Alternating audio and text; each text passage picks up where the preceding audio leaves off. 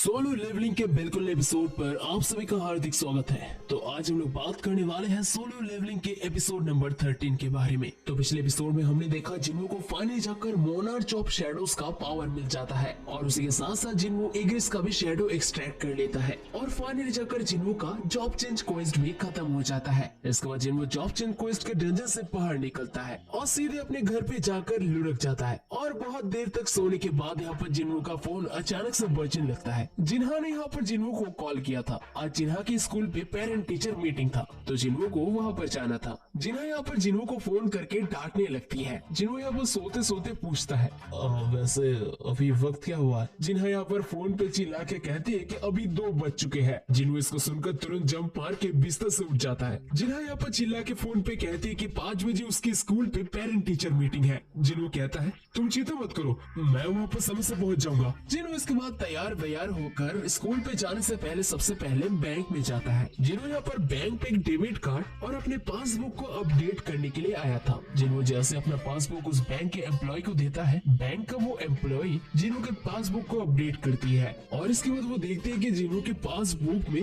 1.4 billion रुपए है। इतने पैसे देखकर वो लड़की काफी ज्यादा शॉक हो जाती है। वो लड़की पूछती है अब वैसे सर क्या मैं जान सकती हूँ कि आप क्या करते हैं? जिन्हों कहता है मैं एक हंटर हूँ। वो लड़की अपनी मनी मन कहती है मैंने सुना था कि हंटर्स बहुत पैसे वाले होते हैं। मेरे ख्याल से ये काफी हाई रैंक के हंटर है। इसके बाद वो लड़की मौके पे चौका मारने के लिए जिन्हों को यहाँ पर बैंक के इन्वेस्टमेंट पॉलिसीज के बारे में समझाने लगती है, लेकिन यहाँ पर जिन्हों साफ साफ मना कर देता है। इसके बाद जिन्हों बहुत ही सच धज कर यहाँ पर जिन्हा के स्कूल में जाता है, जिसे देखने के बाद यहाँ पर जिन्हा कहती है आखिरकार तुम हो कौन और असली वाला सन जिन्हों कहाँ पर है? जिन्हों यहाँ पर कहता है क्या मैं अच्छा नहीं दिख रहा? जिन्हा कहती है मुझे कोई आइडिया नहीं था कि कोई इतना जल्दी इतना चेंज हो सकता है। जिन्हों कहता है मुझे लगा कि आज तुम्हारा पेरेंट टीचर मीटिंग है तो मैंने सोचा कि थोड़ा तैयार शैयार होके जाया जाए। लेकिन जिन्हों जैसे स्कूल पे एंट्री मारता है सारे लड़के यहाँ पर जिन्हों को देखकर दीवाने हो जाते हैं और वो लोग आपस में ही यहाँ पर जिन्हों के बारे में बात करने लगते हैं। जिन्हा यहाँ पर जिन्हों के पॉपुलरिटी को देखकर कहती है अरे उससे याद आया कल रात तो तुम घर पे नहीं आए थे ना, और मेरे ख्याल से तुम्हारा कोई गर्लफ्रेंड भी नहीं है, क्या कहते हो? कोई हाई स्कूलर के साथ मैं तुम्हें सेट कर दूं? जिन्हों यहाँ पर जिन्हा को सबक सिखाने के लिए उसके गाल खींचने लगता है। इसके बाद जिन्हों यहाँ पर जिन्हा के होमरूम टीचर के ऑफिस में चला जाता है। जिन्हा की होमरूम टीचर कहती है मुझे तो पता ही नहीं था कि जिन्हा का इतना हैंडसम भाई भी है। हमें यहाँ पर जाने मिलता है कि जिन्हों भी इसी स्कूल में पढ़ा था, लेकिन जिन्हों ने इस टीचर को पहले कभी भी नहीं देखा था। इसके बाद वो दोनों बैठकर जिन्हा के बारे में बात करने लगते हैं। जिन्हा के होमरूम टीचर कहते हैं कि जिन्हा बहुत ही ब्रिलियंट स्टूडेंट है और सभी के लिए वो एक इंस्पिरेशन है। हमें यहाँ पर ये भी जानने मिलता है कि जिन्हा हाई स्कूल के बाद मेडिकल स्कूल में पढ़ना चाहती है। जिन्हा के होमरूम टीचर कहते हैं जिन्हा के ग्रेड्स काफी अच्छे हैं तो उसके ऊपर ज्यादा प्रेशर मत डालिएगा। वैसे मैंने सुना कि आप एक हंटर हैं, अगर जिन्हा के अंदर भी हंटर्स के पावर आ जाए तो आप क्या करेंगे? क्या आप उसे हंटर बनाएंगे? जिन्हा को एक हंटर बनाने की बात सुनते ही जिन्हों तुरंत इसके बारे में मना कर देता है। जिन्हा के होमरूम टीचर कहते हैं मैंने आपको इसके बारे में इसलिए पूछा क्योंकि रिसेंटली जिन्हा की क्लास से एक लड़की हंटर बन के अवेकन हुई है और उसके बाद से उस लड़की ने स्कूल आना बंद कर दिया और अगर ऐसा ही चलता रहा तो हमें बहुत ही जल्दी एक्शन लेना होगा। अगर वो अपने हंटर के करियर को आगे भी बढ़ाना चाहती है तो एटलीस्ट उसे ग्रेजुएशन कंप्लीट करना चाहिए था।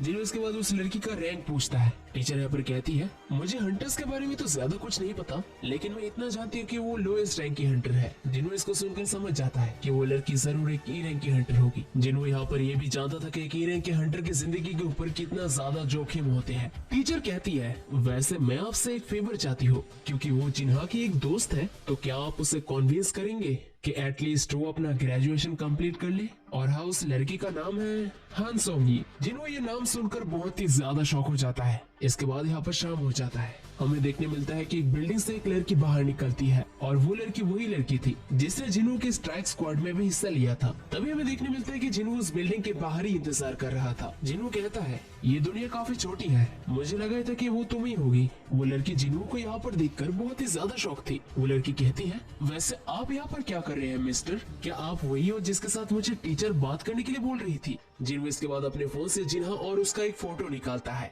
जिन्हों पूछता है क्या ये लड़की तुम्हारी दोस्त है? वो लड़की कहती है हाँ, ये जिन्हा है। क्या आप जिन्हा के बड़े भाई हैं? मैं आपसे मिलने एक बार जिन्हा के साथ हॉस्पिटल में गई थी। अभी मुझे समझ में आया कि टीचर मुझे आपके साथ बात करवाना क्यों चाहती थी। मुझे नहीं पता कि स्कूल में क्या हुआ और टीचर ने आपको क्या कहने को बोला है, लेकिन मैं और स्कूल में नहीं जाने वाली और मैं हंटर का जॉब भी नहीं छोड़ने वाली। जिन्हों कहता है, तुम जानती हो ना कि तुम एक हीरे की हंटर हो, रेगुलर अटैक मॉन्स्टर के ऊपर काम नहीं आते और ऊपर से तुम्हें एक अच्छा वाला मैजिक वेपन भी चाहिए होता है और अगर तुमने एक वेपन खरीद भी लिया तो वो बहुत ही जल्दी खराब हो जाएगा और इसी वजह से ईयरिंग हंटर के लिए प्रॉफिट बनाना बहुत ही ज्यादा मुश्किल है। या फिर तुम बिना वेपन के लड़ना चाहते हो। अब ये मत कह रहे कि तुम्हें कुछ पैसे मिल गए तो तुम इसी वजह से हंटर के जॉब को छोड़ना नहीं चाहती। वो लड़की गुस्से से कहती है, आप यहाँ पर मुझे लेक्चर देने के लिए आए हैं जबकि आप एक खुद ईयरिंग के हंटर है। जिन्हों कहता है, देखो मैं तुम्हें यहाँ पर लेक्चर वगैरह देने के लिए नहीं आया हूँ। वो लड़की पूछती है, तो आप यहाँ पर किस लिए आए हैं? जिन्हों कहता है, मैं यहाँ पर तुम्हें एक कमाल का हंटर बनाने के लिए आया हूँ। इसके बाद हमें सीधे एयरपोर्ट पे ले जाया जाता है और सरप्राइजिंगली यहाँ पर हमें देखने मिलता है कि वांग डोंगसू ऑलरेडी साउथ कोरिया में आ चुका है।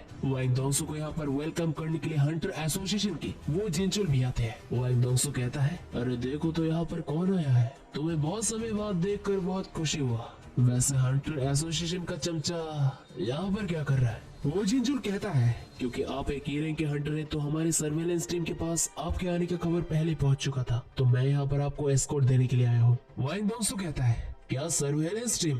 यानी कि तुम अभी तक उस चेयरमैन के चमचे हो। अगर मैं तेरी जगह होता तो मैं खुद चेयरमैन बन जाता।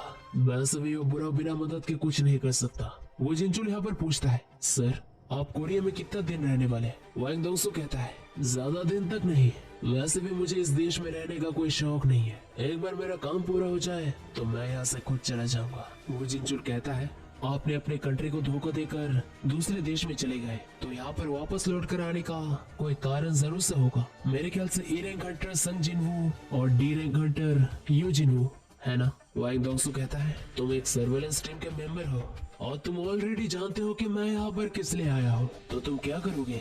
क्या तुम मुझे रोकने की कोशिश करोगे? वो जिनचुल कहता है, मैं बस अपना काम कर रहा हूँ। वांग डोंगसू कहता है, मुझे तुम हमेशा से पसंद है जिनचुल, क्या तो मेरे साथ स्कारवेंजर गिल में आ जाओ, मैं तुम्हें वादा करता हूँ कि तुम्हें यहाँ से हायर पोजीशन मिलेगा। वो जिनचुल को इस रैंक के हंटर वांग डोंगसू का बड़ा भाई वांग डोंगसू के क्रिमिनल रिकॉर्ड के बारे में सब कुछ पता था, लेकिन इन्वेस्टिगेशन और गवाह की कमी की वजह से वो लोग वांग डोंगसू के खिलाफ कुछ भी नहीं कर पाए थे। इसके बाद हमें एक बार फिर से जिन्हों के पास ले जाया जाता है। जिन्हों के साथ वो लड़की भी आई थी। जिन्हों यहाँ पर व्हाइट टाइगर गिल के सेकंड डिवीजन के मैनेजर मिस्टर आहान से मिलने के लिए आया था। वो सभी एक दूसरे को सबसे पहले इंट्रोड्यूस करते हैं। मिस्टर आहान उस छोटी लड़की को देखकर थोड़ा सरप्राइज थे। वो अपने मन ही मन कहते हैं, ये तो एक ही रैंक की हंटर है, लेकिन वैसे भी संग जिन्हों भी एक ही रैंक का हंटर ही है। जिन्होंने यहाँ पर मिस्टर आहान को कॉल करके व्हाइट टाइगर गिल के ट्रेनिंग डंजन में जाने के लिए रिक्वेस्ट किया था, लेकिन यहाँ पर मिस्टर आहान को लगता है कि जिन्हों व्हाइट टाइगर गिल को ज्वाइन करने के लिए एक्साइटेड है। जिन्हों और मिस्टर आहान की बातचीत को देखकर एक हंटर बीच में कहता है, ऑलरेडी 9 बज चुके हैं,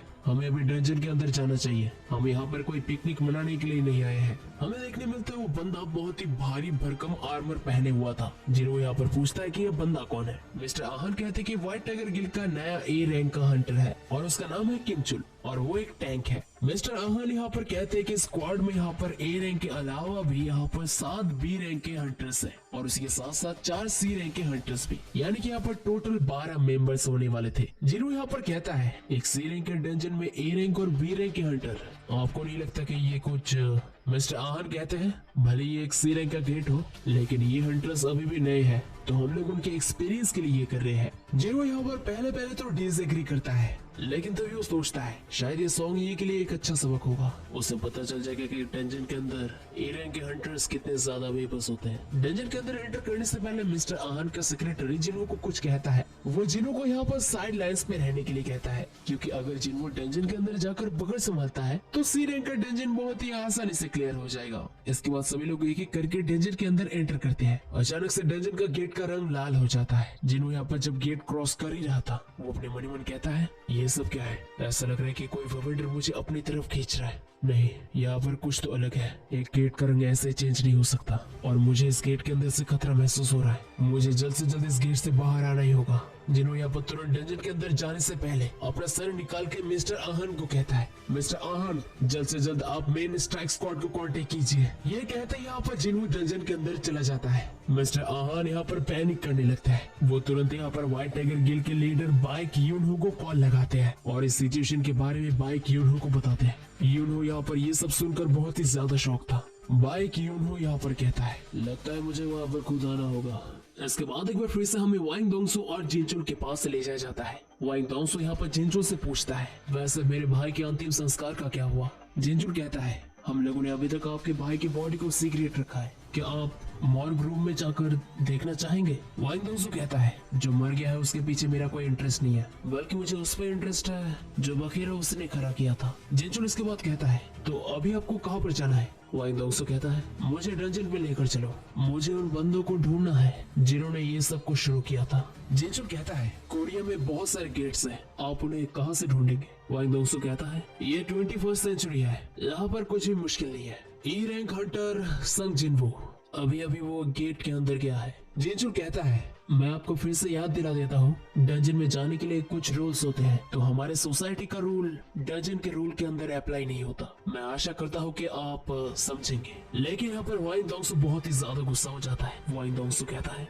वो जिनचुल अपने काम से काम रखो, मैं उन लड़कों को डंजन के अंदर गाड़ के रख दूंगा। मैं डंजन के अंदर क्या करूँ या ना करूँ ये मेरा मर्जी है, समझ गए? जिनचुल कहता है, हाँ बिल्कुल।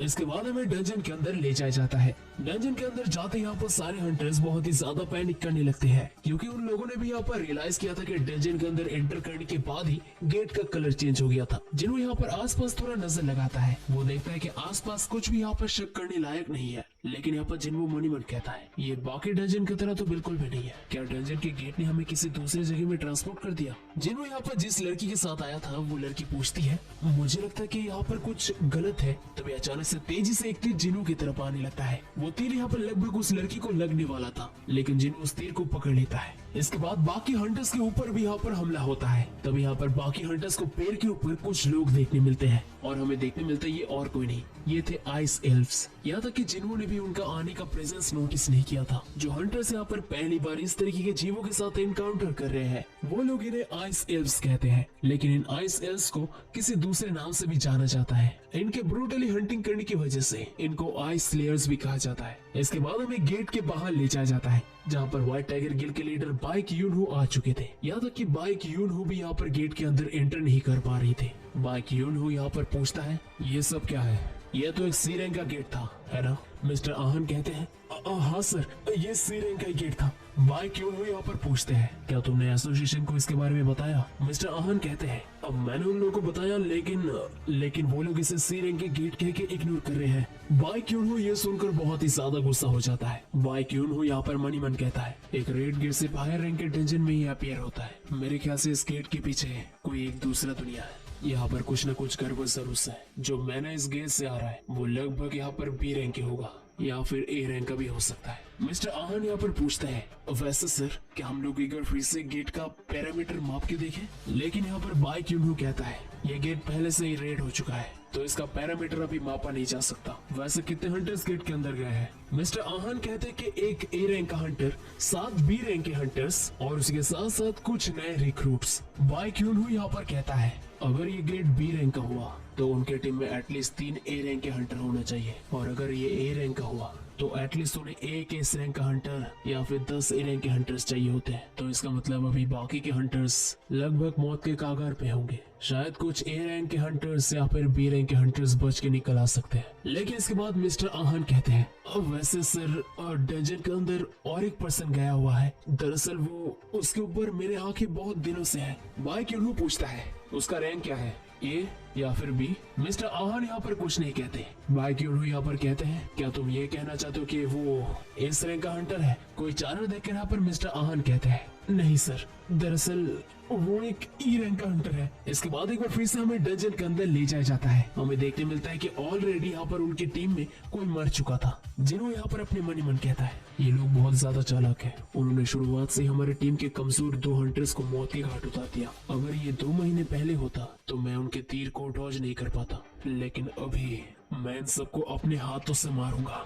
तभी उसके बाद उनकी टीम का लीडर एक लौता ए रैंक का हंटर सामने आता है। वो कहता है जैसे कि तुम लोगों ने मेरे ख्याल से नोटिस किया होगा, हम लोग एक रेड गेट के अंदर है। हम लोग नहीं जानते कि हम लोग जिंदा वापस जा पाएंगे या फिर नहीं, या फिर हो सकता है कि एक डंजन ब्रेक भी आ जाए। रेड गेट का नाम सुनकर यहाँ पर सभी लोग बहुत ही ज्यादा शॉक हो जाते हैं। इसके बाद जिनो कहता है रेड गेट एक ऐसा गेट है जो डंजन को किसी दूसरे डायमेंशन के साथ जोड़ता है, लेकिन अगर एक बार हम लोग रेड गेट के अंदर जाते हैं तो बाहर से कोई भी अंदर नहीं आ सकता और हम लोग भी बाहर नहीं जा सकते जब तक हम लोग डंजन को क्लियर न कर दे या फिर कोई डंजन ब्रेक ना जाए। यानी कि हम लोग यहाँ पर फंस चुके हैं। ये बात सुनकर सभी लोग और भी ज्यादा डर जाते हैं। तो आगे क्या होने वाला है जिनो का चाल, इसके लिए बने रहे हमारे चैनल पर। तो आज की वीडियो यही तक कि एंड करते हैं। तो मिलते हैं और एक नई वीडियो के साथ, तब तक के लिए बाय बाय। लेकिन उससे पहले अगर चैनल पर नए हो तो चैनल को सब्सक्राइब कर देना एंड वीडियो को भी लाइक कर देना।